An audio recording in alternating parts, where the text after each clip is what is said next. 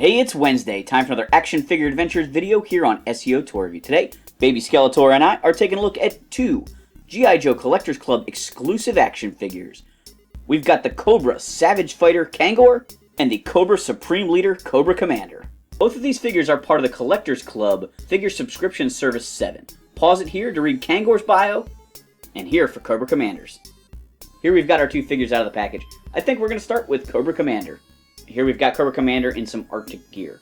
I can't look at this figure without instantly thinking about G.I. Joe the movie, which is one of my all-time favorite media appearances of the G.I. Joes. And I know that there's a lot of wacky stuff going on in that movie, but the animation is so good. There's some amazing battles in that, including the battle in the snow.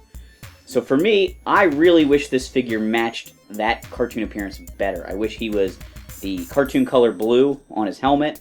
I wish his jacket was gray instead of white. But all that being said, this is a nice looking figure. So here we have Cobra Commander. He's wearing a black or really dark blue, I can't even tell. I think it's black helmet with a light blue stripe on it. This helmet is removable from his mask.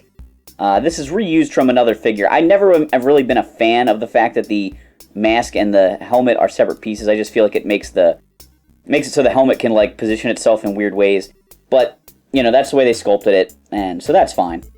He's got his high collared hood here over his white jacket. He's got a little black strap, bright blue, like snow blue, sky blue Cobra symbol there on his chest. And then down below he's got another belt, which looks very much like Cobra Commander's belt from the cartoon. He's even got a holster here for a pistol. The pistol's maybe a little large for it. It doesn't quite want to... Not that it's supposed to snap, but it doesn't quite look like it is snapped. For articulation, his head has a ball joint here so he can really look around, although the hood does get in the way of his helmet, so certain poses are going to push the helmet around in weird ways, and this is why I don't like that it comes off.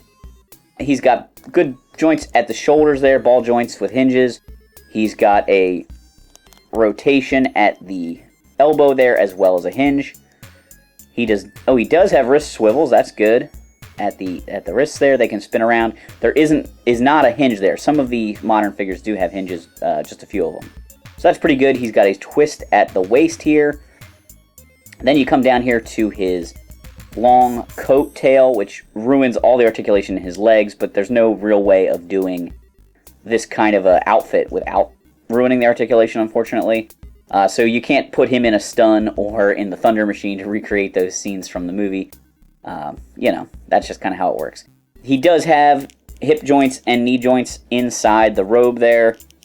The knee joints you have access to a little bit. The hip joints, not really at all. And then he has swivels at the ankle. It does not seem like there's any pivot or rockers going on with the ankles, though. For accessories, Cobra Commander has a pistol inside his holster here, which is awesome. This is, you know, very much the type of weapon you would see Cobra Commander using in the cartoon show, so I'm really glad they included that with him. It's probably really the only accessory he would have needed to come with, besides, of course, he's got the removable helmet.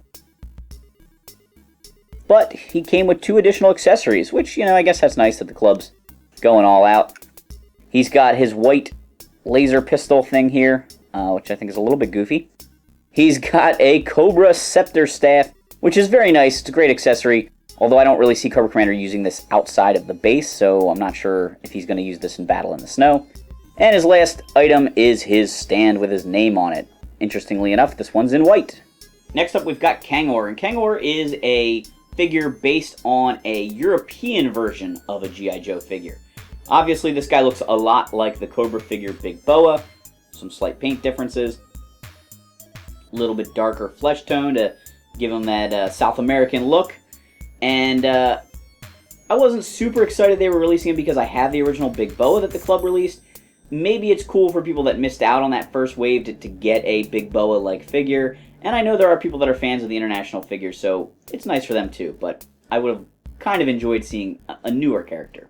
It is kind of fun for me to actually get to play with them a little bit, though, because I never opened my first couple years worth of these figures. I actually am thinking about going back and opening them up at some point, but I still have all of them carded. So And that's almost a little scary to open them up now that they've been carded this long.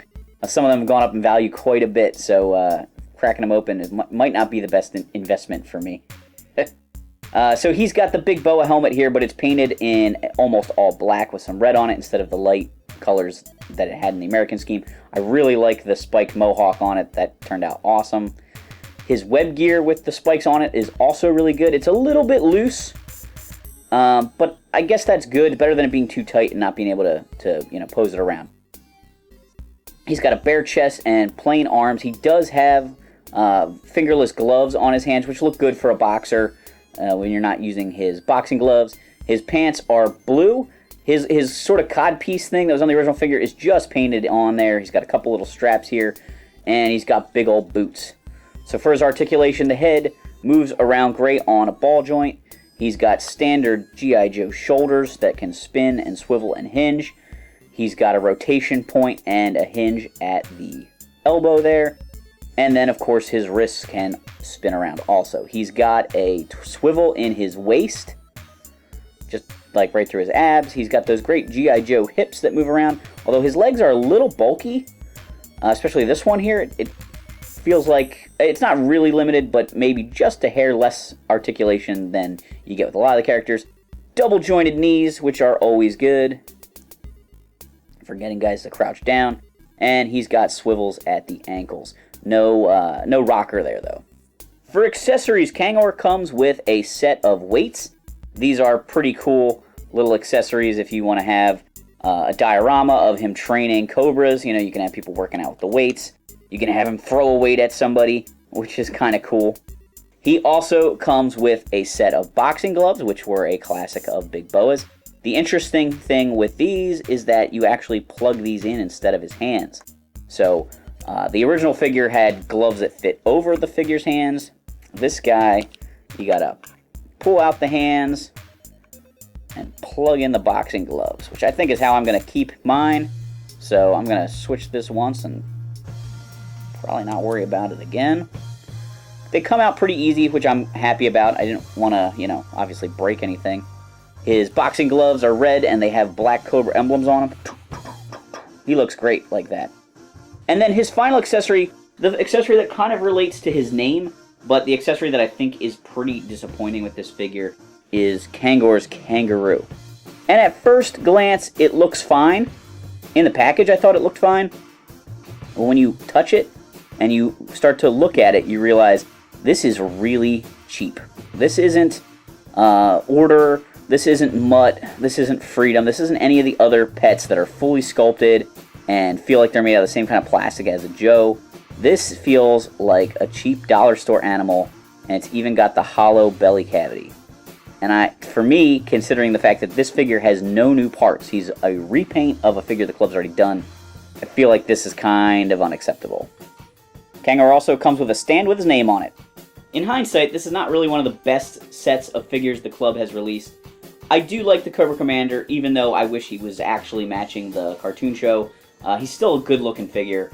Kangor is fine, especially if you're into the international figures, but if you just want a big boa, I don't know. I guess he's acceptable.